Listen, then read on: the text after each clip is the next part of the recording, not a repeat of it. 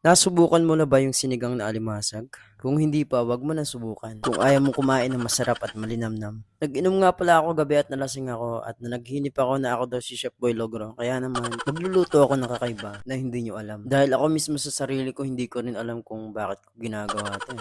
Basta ang nasa utak ko, mainit na sabaw. Ayan, pinutulan na nga pala natin yung sili at nag-prepare na tayo. Ito nga pala yung alimasag, nilinis ko muna yan para maging malinis. Ano daw? Ayan, inihanda ko na lahat at lalagyan ko pala siya ng pakwan para maging special yung lulutuin ko. Nagpainit nga pala ako ng mantika dyan at inuna ko na yung kamatis. Ayan. Kailangan mamula yung mantika para masarap sa sabaw. Ayan. Lasan-lasa siya. Ayan, haluin mo lang hanggang mag golden brown yung red. Basta depende sa inyo kung gusto nyo madurog, idudurugin nyo siya. Tapos yan, nilagyan ko na ng pakwan at sinabay ko na yung mga gulay. Ayan.